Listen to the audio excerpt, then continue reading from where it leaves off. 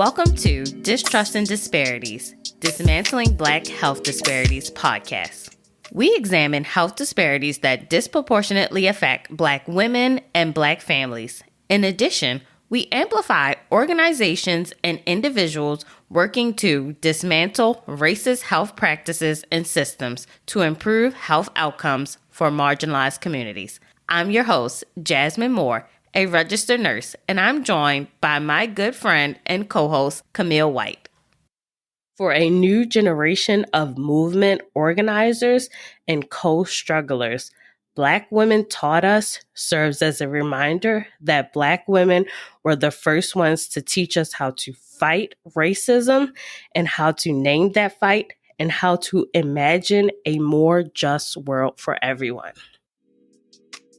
In this episode, Jasmyn discusses finding inspiration and motivation from books written by and for Black women. And we highlight the Free Black Women's Library, a community library that centers Black women and Black non-binary writers through a variety of free events, workshops, and public programs. Welcome back to another episode of Distrust and Disparities podcast. We are happy to have you back and listening to another episode. Once again, March is Women's History Month, and we are hella proud to be Black women. And we're proud to have this opportunity to use our platform to learn about other Black women, past and present. And also we get to talk about the fears and challenges that Black women face every day, specifically when it comes to health issues. And most importantly, we get to elevate Black women and Black women-led organizations that are working hard to fight for health equity and justice. And we get to do this every month, not just during Women's History Month, not just during Black History Month. Every first and third Friday, we release episodes. And I just want to say the last two episodes were really heavy. I know for both of us, because I'm doing like the research and just constantly reading the information, and Camille has to edit the information. So listening to it over and over. So it's just really hard. And the two episodes that we were discussing was the death of Dr. Antoinette Claudia Bailey and the prosecution of Brittany Watts. And I know with Dr. Bailey, I'm following the story. I hope she gets the justice that she deserves from Lincoln University, and also that they hold the president and the board accountable. And I also hope that everyone listening to that episode will have the courage to walk away from jobs or situations that do not value them and that tear you down mentally. And it can be extremely difficult to walk away, but it's even harder to stay in those situations. So I just hope you do what's best. I've been there and it's hard, but it's not worth your life or your time. And also, if you are in a supervisory position and an employee brings you these accusations, please take them seriously.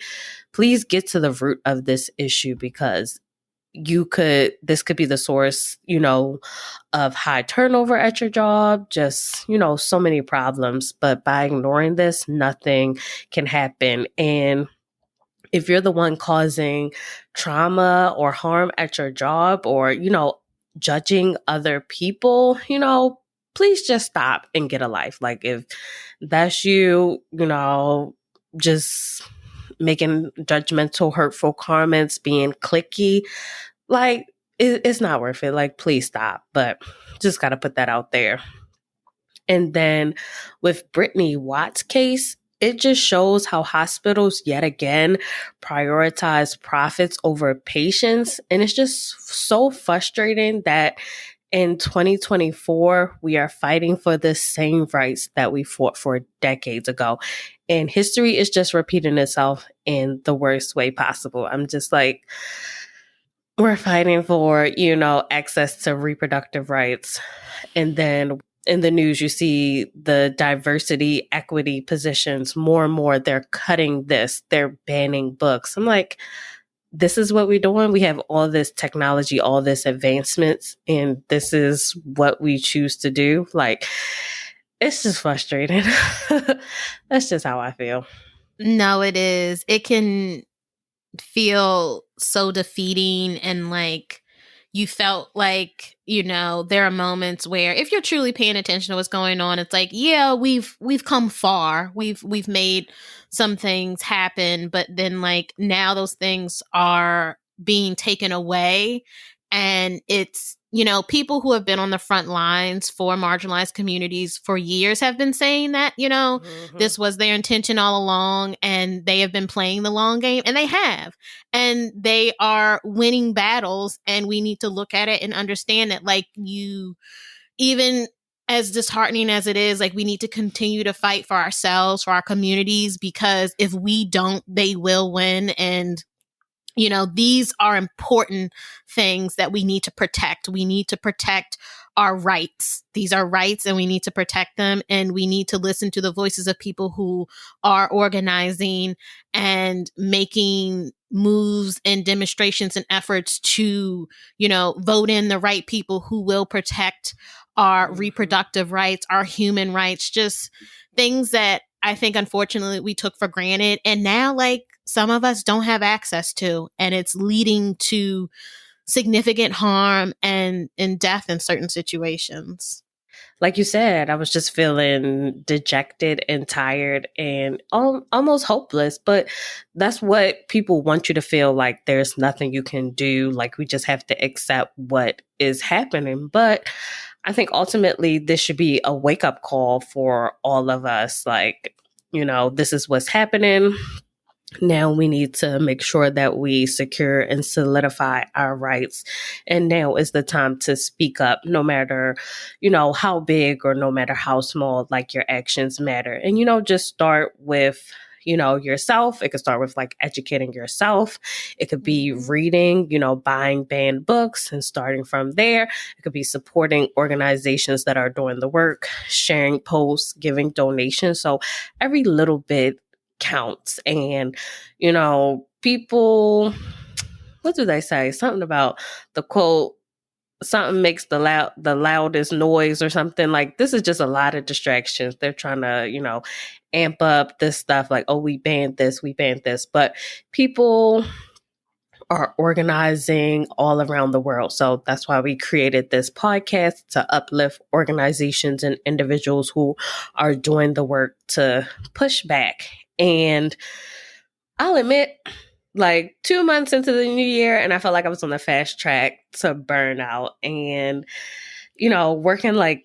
we're working full-time jobs and also trying to produce a podcast. We're also trying to market a podcast, look for sponsorships. We're trying to do all the things, while also, meal prepping, hydrating, get enough sleep. And then, life throws in those curveballs. We're trying to manage through all of those. And, I just was like, hold up, I need to take a break. I need to take a step back. I need a mental break. And a lot of the times the topics that we are discussing, they're very heavy. And it's like, I want to push through and do the next episode, but it's like, I really need, time to decompress and get like this frustration off, because it's a lot. Like, sometimes if you just sit and simmer about these things, like, I'll just be mad. And it's just like, I gotta figure out a way to like let these things go. I don't know. Do you feel the same way? I feel the same exact way. And like through the podcast, and then like you'll come up with like, okay, this is a topic I want to discuss, and you'll pull together all the research, and then it's like reading through your outline, and I'm just like, I'm pissed right now. Right. And then like we'll record the episode, and then like I stay pissed maybe the rest of that day. And then it's like, okay, I go to edit it, and then I'm like listening back to it, and it's like, oh, I'm pissed again. Like, and we need those times to then be able to go, okay, we put it out there. Hopefully, the organization or whatever recommendation that was given on that episode can help others, and then take time to sort of recenter and be able to just take a deep breath. Because like, if you're constantly sitting in that feeling, it can feel so defeating. And like you said, you're just like burnt out and tired and dejected. And it's just like, what is it all for? And it's like, we have a purpose and we have a goal, and like, we're continuing to work towards that. But it's like being mindful of needing to take the time, because like the topics can be very draining and very heavy, and just, and it's nice too that we can be here for one another, but it's just like, oh girl, these topics. Ugh. Yeah. And also just had to remind ourselves, this is our podcast. We can talk about whatever we want. If we need to take a break and we need to come over here and tell y'all, this is a lot. Like, this is what we have to do in order to keep doing this work. We would love to be NPR. We would love to have a team and all this, but it's just us. And sometimes like it's a lot, and we're human, and if it got to the point where I'm just able to type and just on to the next one without feeling anything, that's not, normal. Like, no. I want to be able to process these emotions, feel the anger, feel the grief, the rage, and then also feel inspired, hopeful by, the organization that's doing the work. So human, just like everyone else. And in this week's episode, I want to, just talk about my mental break, or that sounds crazy. My mental break. like I was like a mental breakdown. Not a breakdown. Right. You took just a mental rest. You took a mental right. rest. Yeah, not like they say on TikTok. I didn't take a grippy sock vacation. You get it. Not one of those mental breaks. But I just took some time just to rest, like Camille said, just to feel these emotions and kind of just sit with it. And also in the midst of that break, I took time to do some of the things that I enjoyed. Like, I really enjoy reading. I really enjoy being around other Black women. So last month, I went to 2 book events that were hosted by the Free Black Women's Library in Brooklyn, New York. And I had signed up to attend the first event on Saturday, like weeks prior, but I was like, I still wasn't sure if I was going to go, because I had to, I wanted to make some social media content, also needed to finish up, outlining the next episode and some research. So I was still on the fence. But in the midst of putting together the outline for the last episode, Brittany Watts, I was like, I really need to take a break. This is a lot. Like, I had been researching like abortion laws, miscarriage statistics, and I was like, this is a lot. Like, I know going from the Bronx to Brooklyn, that's a trek. It's a trek by car and it's a trek by train. Either way you go. But I was like, I need a break. I need to get out. And I'm so glad I went, because I left the event feeling so inspired and just motivated. It was like, this is what I need. I need a life outside of the podcast. It's a way to like really refill my tank and, just give me that burst of energy to keep doing what I'm doing. And the first event was a book signing and discussion with Dr. Jen Jackson, PhD. And she recently published the book, Black Women Taught Us: An Intimate History of Black Feminism.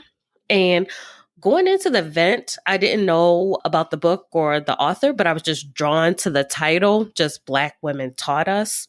And Dr. Jen Jackson was being interviewed by author and teacher Brittany Cooper, who is also the author of Eloquent Rage. And these are 2 leading Black women in their fields of Black feminism. But the conversation felt very fun and down to earth. Like I said, they are scholars. They have PhD. They know this work from front to back. But it was almost like just me and you having a conversation back to back, like 2 homegirls just talking about their expertise and like also like their research. Like, it was very digestible, whether you didn't know anything about the book or whether you are a scholar. It was, everybody in that room was able to relate to, the conversation, the dialogue. It was just like, you're just chatting with your homegirl, but we talking about, doing the work, talking about Black feminism, how do we get free? It's just very real. And Dr. Jen, she talked about her childhood and also how the women in her life, they kind of inspired her in the work that she's going. And she talked about a situation where she was working in corporate America where she cried almost every day. She was the only Black woman at this job and she faced constant microaggressions. And just to make long story short, she asked her mom about what books did she read from like Black women? Like she was looking for inspiration, just some hope in this situation.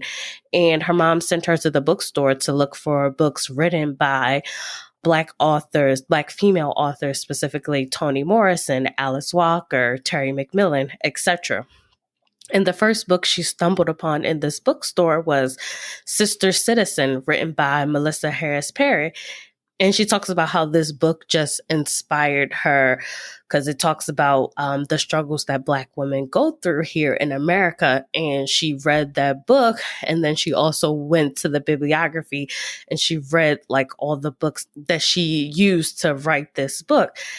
And she just got so inspired, and it inspired her to go back to school to study political science. And then she's a professor and she's teaching like Black feminist work. And every day she gets to learn from different Black authors and writers just about this work. And she basically said, the women that came before us, they gave us like the tools, the guide to kind of fight this struggle. And like I mentioned before, how we're fighting for basically equal rights, reproductive rights, things like abortion, equal pay, like voting rights. They're chipping away at our voting rights. Like we need to go back to women, Black writers and things like that, because they were doing the same thing outside of, just writing books. They're also leading the struggle for liberation. And I'll read some of the chapters from the book because I like how they're titled, and pull up the cover so you guys know. I feel like an influencer. Look at the book. You can break it. I forgot we also record video, so we might put this video. But Chapter 1, it says, Harriet Jacobs taught me about freedom. Chapter 2, Ida B. Wells taught me radical truth-telling. Chapter 5, Fannie Lou Hamer taught me to be unrespectable. Chapter 6, Shirley Chisholm taught me to hold whiteness accountable. Just various chapters dedicated to people such as Zora Neale Hurston, Audre Lorde, Ella Baker, like I said, Harriet Jacobs, just various Black women's and the various things that she learned through like Black feminism. And one thing I'll bring up during the discussion that really stuck with me, she talked about this idea of like Black girl magic, like how this phrase has become so big and so popular. And just this idea that, what we as Black women, Black girls, what we do in every day, how we survive and do all the things that we do, work, take care of others. Also, we're out there on the front lines protesting and advocating. It makes it look like magic. They're like, oh, this is magical. Like the term like Black superwoman, like the superwoman trope is just thrown around. But it's like, this is not magic. At the end of the day, we get tired, we get down, or we're doing all this things for other people and they just think, oh, they got it, they do it, they're fighting for us, but they're not helping at the end of the day. And, that's just what I took away from that, the whole phrase of like Black girl magic, like how it's just been used and spread like, oh, what we do is magic. But no, it's like they don't see the day to day, the hard work, the grind, the sweat and tears that goes in. And, we still put up this front that, we have it all together. And like, we're starting to see more and more, like some people are either like walking away from these high profile positions, or unfortunately, we're seeing the deaths of individuals like Dr. Antoinette Claudia Bailey, who we talked about, and also the Miss America, the Black woman who died as well. Like we're seeing like, an increase in suicide and also just an increase of, people just walking away from these positions because, they see how they are treated when they get there. And I feel like we've discussed too the negative of Black girl magic, where I get wanting to celebrate moments that we should be celebrating that are joyful, but when it's thrown around and used so much, it then completely sort of removes our actual humanity and makes us into like these supernatural beings that can like just go on forever, like, a damn Energizer bunny, where like we have an infinite amount of, resources and energy to do and tackle and care for everything and everyone. And like all of this happening while also being like unsupported and like the most disrespected demographic in the entire country, when it's just like that's not the case. And it can be detrimental when you are viewed in this sort of like pedestal like way of like, oh, you're just magical. And it's just like, I'm a real person with real struggles. Let me just be regular normal. Like, I don't have to be magical. Please don't only view me as being magical and therefore then you want to focus on me and pay attention and maybe care about me. Care about the regular people as well. Like, they deserve love and appreciation and care too. Exactly. And something else that stuck with me from this discussion with Dr. Jen, it was a young Black woman in the audience. She asked her question. I'm kind of going to summarize it. She says, with everything that's going on in the world and just with the constant struggle, she said, it feels like Black women are just surviving.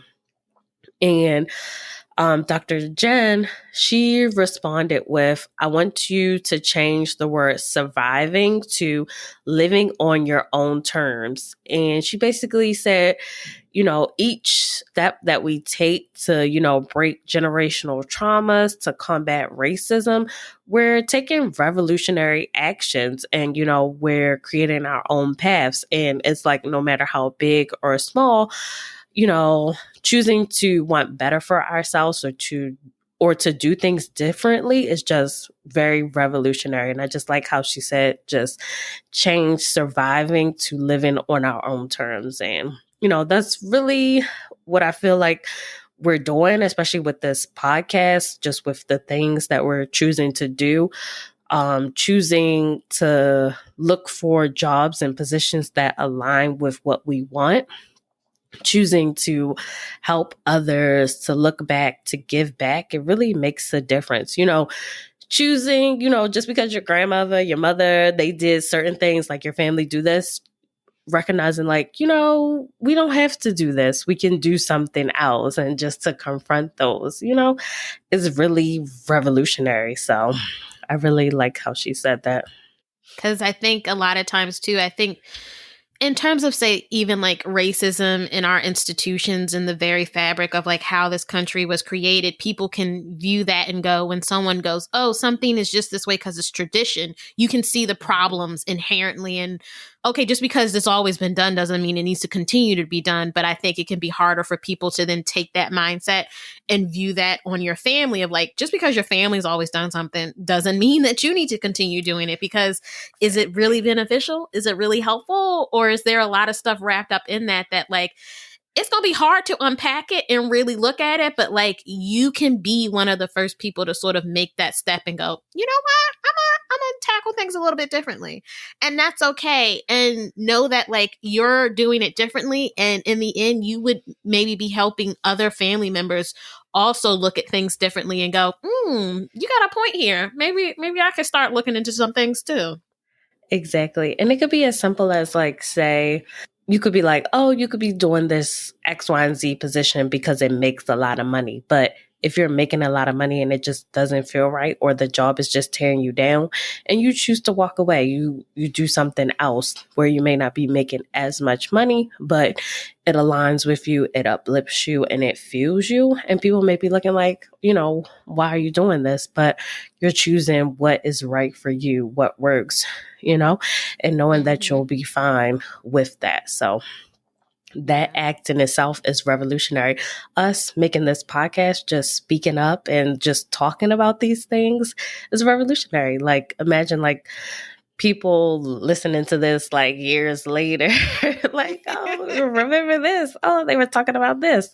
So it's just like, oh, wow, choosing to have these conversations, to record ourselves, to document this, is truly revolutionary when you think about it. Yes. When you put it out there like that, choosing to record ourselves, document it, and put it out there.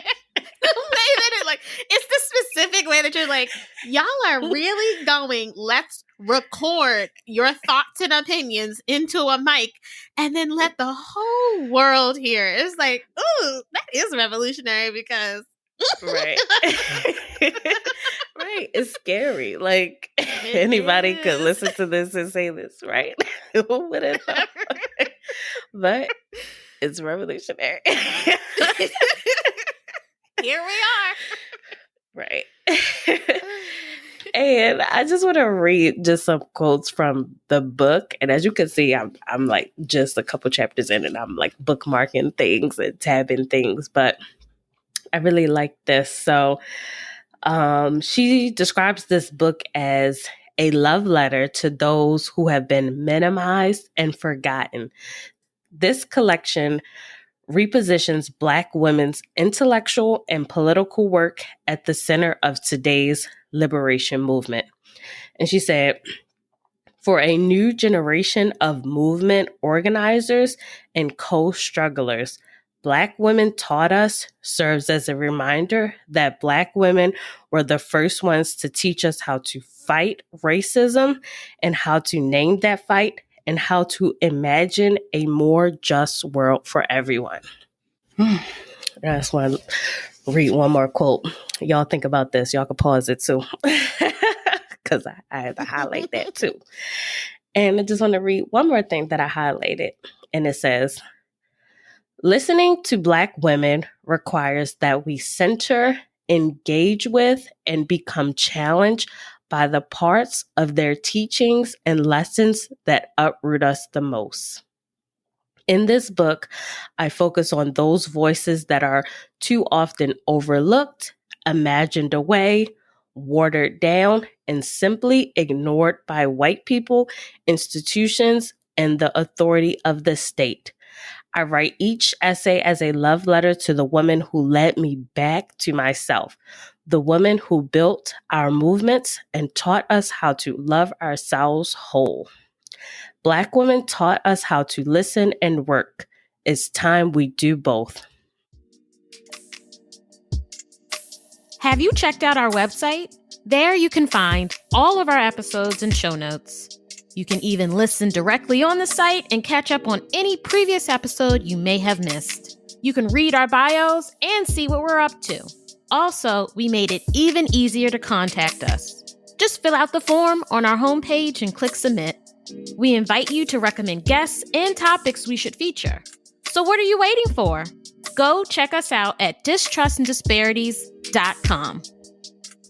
And you know what? After going to that book event, like I was like really excited, really motivated.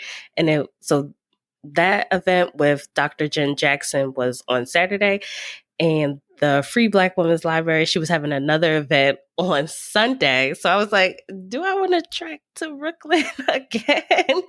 And I was like, let me see. Let me think about it. But then for this event, they were like, you get a free book when you come. So I was like, this is sounding like really, really tempting. So I was like, okay, let me do it.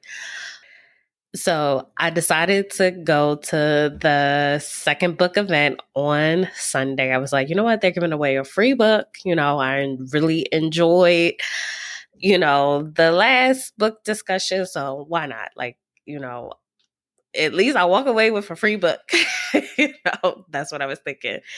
And this book event, it was a discussion by the author Ebony Janice, and she wrote the book, All the Black Girls Are Activists, and she was being interviewed by the poet Roya Marsh, who is also, from the Bronx. So I was like, okay, she coming out from the Bronx too, whatever. Like, I'll go too.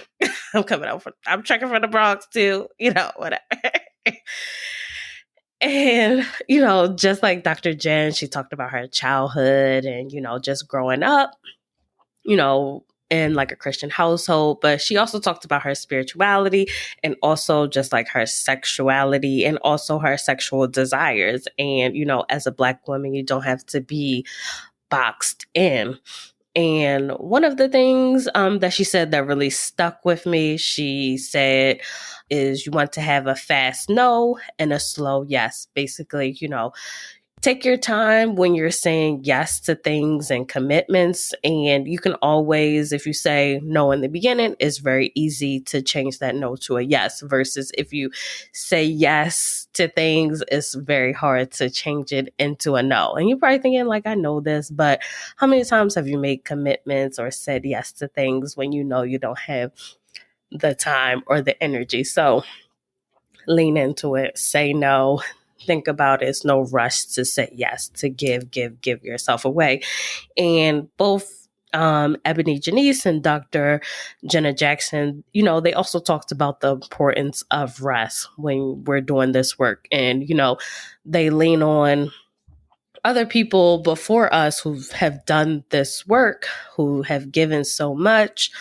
Audre Lorde, Bell Hooks, Alice Walker, they give so much. And, a lot of times different, Black authors and things like that, they didn't get the recognition in their time, but we're recognizing them now. Some of them died poor, disabled, sick, but they were also doing that work. But I know Ebony Janice, she was talking about with our generation of feminism, we are looking at things, we're prioritizing things like rest, like the author of the book, Rest is Resistance, that whole movement, like us taking the time to prioritize ourselves, our healing, our well-being, our rest, that in itself is revolutionary. Because she put up the things, how many times like you're over like your parents' house or somebody else and they're like, oh, what you doing? You just sitting down, you not doing nothing. You like, oh, you sleeping? Or the times you growing up and your parents are like, you ain't doing nothing. You got stuff to do. It's like, can we get a moment to rest? Like, there's nothing wrong with sitting down, doing nothing. We need those like rejuvenating, healing our bodies. We'd be so caught up in, just trying to get ahead, make a better life for ourselves. But are we killing ourselves in the process? So it's really important that we rest. We talk about it a lot here, but it's really needed in order to make this work sustainable in the long run. Like, we have to rest. We have to prioritize ourselves. And, I'm guilty. I'm like, okay, I need to rest. And then next thing is like, next thing I need to do, need to put up social media. People want videos. They want TikToks. They want reels. They want all the things. But it's like, girl, let's just get the episode out on time. Like, whatever. Let's tell people that the episode is out. That's enough. That is enough. Maybe one day we'll be able to do all the things, but right now, this is our contribution and I'm fine with it. Every episode that we put out, I'm happy with it. Sometimes I'm like, oh, even then I'm like, did I talk too much? Did I go down the rabbit hole? Should I have reeled it back? But I'm happy with what I put out, what I said. Or I'm like, oh, I should have talked about the organization more. Like, I wish. I'm like, should we do like a separate episode so we could just talk an hour about the organization? But at the end of the day, I'm happy with what I put out. And, I have to make time to do things that I need for myself. So just want to highlight that. And then another thing from this book event, Ebony Janice, when she was releasing her book, she asked for money from, I guess, the booksellers and things like that, because she wanted to also be able to support other Black authors that are putting out books. Because she's like, I'm getting a lot of, support and acknowledgement for the book, but I also want to uplift other authors. I don't want to just be the only one on the bestsellers list. So she created a campaign when her book came out, All the Black Girls Are Activists. So she created a campaign called All the Black Girls Are Bestsellers. So she uplifted 10 other books, and she bought these books so that she can give them out for free to nonprofit organizations, HBCUs, and educational organizations. So through this campaign, 50,000 books written by 10 Black femme authors have been provided to over 170 nonprofit organizations, about 6,000 avid readers, 20 HBCUs, educational organizations, and more. And me going to the book event, I was able to get a copy of her book. In doing this, she was able to help these authors like sell enough books so that they could be on the Times bestsellers list. But she was also saying the Times list is, racist, and these are, these structural organizations, and they have this measurement. So they still make it difficult for, Black women and Black femme authors to get the recognition. But if you go to her website, or we'll put everything in the show notes, All the Black Girls Are Bestsellers campaign, or Ebony Janice website, you can find the reading list. So you can still go and support these other authors. And like I was saying, your cousin's book, Healing Justice Lineages, that was one of the 10 books that she was supporting through that. And I was like, oh, look. I was like, yep, good. I already got that, and just looking through like the other books down there. But I think that's so amazing, like using your platform, your campaign to uplift and shine light on others. Like, that's what I feel like these two authors are doing. They're using their platform to, look at what our ancestors did, or, and also sharing other authors in the processing. And I just think that is so amazing. And I like how her chapters are laid out. So the title of the book, the full title of the book is called All the Black Girls Are Activists, a fourth wave womanist pursuit of dreams and radical resistance. And she said each chapter is kind of laid out almost like an affirmation. So it says, in pursuit of dreaming, in pursuit of loudness, in pursuit of softness, in pursuit of my body, in pursuit of unashamedness, in pursuit of wellness. So, like I said, I have so many books. I just got these two. And each year for Christmas, I buy myself like a stack of books. So I'm like still diving into the book, but I'm like excited to read and just take it in. I could just see myself when I need something, I can go to the book, like in pursuit of softness, when I feel like I'm getting, very hard, in pursuit of my ancestors, in pursuit of dreaming. So I'm excited to dive into this book. And like I said, each of these women, they took the time. The room was packed, and they took time to sign copies of these books and take pictures, and also to answer questions. Like, it was just amazing just to be in the room with so many Black women just coming to feel inspired. It was just a great feeling. I enjoyed it. But she signed it. She said, this is what Ebony Janice, she wrote in my book. She might have wrote in other people's book, but in my book, she wrote, "Thank you for your journey to freedom, for you and for us."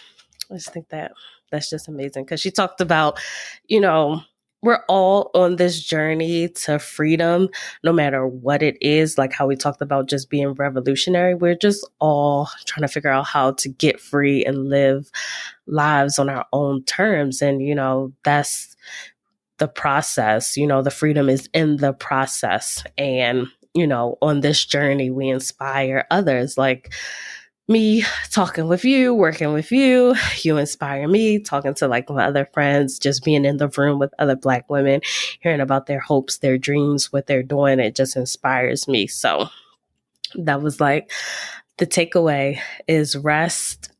We're all journeying to freedom. And we're also centering Black women, because, too often it's like some other people's needs are centered or put first, or, just as Black women, we want to take care of everyone. But, at the end of the day, who is centering us in their politics and their needs? So we have to, be unashamed to saying this is for Black women, Black non-binary individuals. Like, this space is specifically carved out for us. What we're talking about is us. These are our issues. This is what's going on. So we have to put us first. If you are enjoying this episode, you should consider buying us a coffee. Yes, a coffee. That small gesture will help us continue to create quality episodes and content. Click the Buy Me a Coffee link in the show notes or check out our website at distrustanddisparities.com. I'm going to segue into the organization. Like I mentioned earlier, the 2 book events were held at the Free Black Women's Library in Brooklyn. And this space was specifically created for Black women and Black femmes. And Ola Renault, she's the founder of the Free Black Women's Library, and she started in 2015.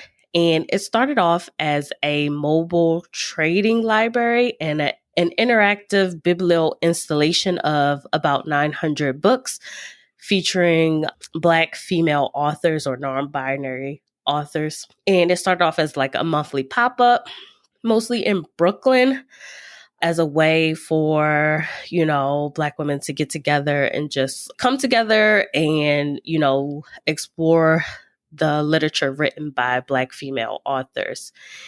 And she says it was inspired by the Say Her Name movement. And Ola, she felt compelled to spotlight Black women in a way where they wouldn't be looked at as victims, but instead in a position of power. And she's quoted as saying, "I want to be a part of something where Black women are centered and where Black women are the focus, but it's not tragic and it's not pathological and it doesn't feel disempowering or discouraging. We can talk about us, Black women, as writers and artists and filmmakers and creatives and all these different things." And now, the Free Black Women, it has expanded to have its own space in Bed-Stuy, Brooklyn. And the library is part social art project that features a collection of over 5,000 books written by Black women and Black non-binary writers, a free store, a period pantry, a virtual reading club, a weekly book swap, and a wide array of workshops and free public programming. I found out about the library. I can't remember if I shared it or if Lori shared it with me, but Ola, she has a reading challenge, and it's called the Free Black Women's Reading Challenge. And the goal is to read 25 books written by Black or non-binary authors.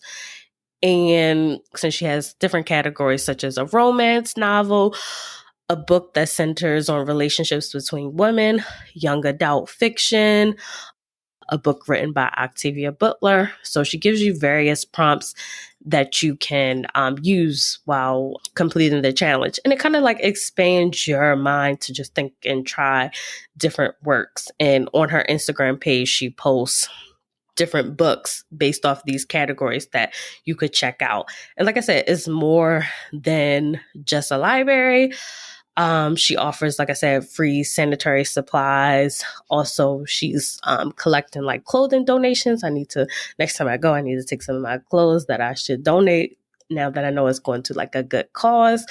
But it's just like a wide variety of things. And my favorite part about the library is if you bring in a book, you can, if you bring in a book written by a Black woman or a non-binary writer, you can exchange that book for another book in the library. So I'm like, yay, you get to get more books. So that was nice. And just, it's very inspiring just to see, a book, just a library just focused on Black women. Because it's like, when I go to the library, I'm like going to the African American section first. But just to see books written by Black women, different things, like you just get so inspired. And when I was there, I saw one book I exchanged was talking about in the Bronx. It was just talking about like environmental like segregation, because that's something I want to talk about on the podcast, and like how that, and gentrification and all of that, and how it affects like health. And then there was another book that was titled like Black disability politics. And I was like, ooh, that is definitely something I want to cover. So it's just like you just get so inspired just by the different works, the titles, lots of Octavia Butler, Afrofuturism, Audre Lorde. It's just so many books. And it's, just, I think this is like a great project. And like I've met Ola, she's like so sweet, so nice. She's always excited when you want to like exchange a book and things like that.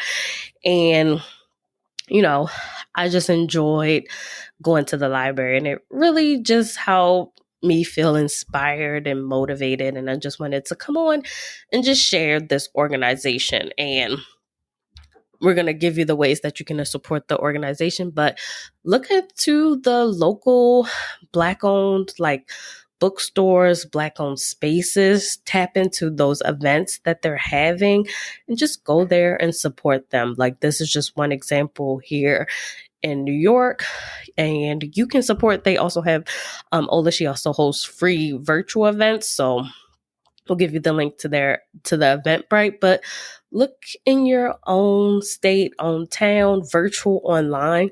We just want to support these community spaces carved out specifically for us. And what I like most about the events, they're free. Like she was saying, she wants to raise money because she wants to keep these events free and affordable. And she has like interns and students that like work with her from the community, but she wants to keep everything free and in-house. So like I said, the ways to support, you can follow the Free Black Women's Library on all social media, Instagram, Facebook, and YouTube. And also, like I said, check out the reading challenge. If you have like extra books, or if you want to donate, you can send those books. You can go to the website and she gives you the address where you can send books to support this library and the exchange of free books. And also, additionally, you can join the Patreon, and your donations, like I said, will help to keep the library open as this free space where you can not only get books, you can also co-work. There's a co-working space and everything there, but just to support and keep the books free. So please support, go follow, because I really enjoyed this space and I'm excited to check out more books. And like I said, the title of this episode is Healing Through Literacy. So we want to make sure we're reading. We're also engaged in community, because it really, really makes a difference to give us like inspiration and hope in these times. So hope you enjoyed this episode. Thanks for listening to this week's episode. Do you have recommendations for topics we should discuss about health disparities or injustices? Guests we should interview doing amazing health justice work? Or organizations we should highlight creating positive change for marginalized communities? Please visit us at distrustanddisparities.com or email us at distrustanddisparities@gmail.com. Remember to subscribe, rate, and review us wherever you listen to podcasts. And follow us on Instagram, Facebook, Twitter, YouTube, and LinkedIn.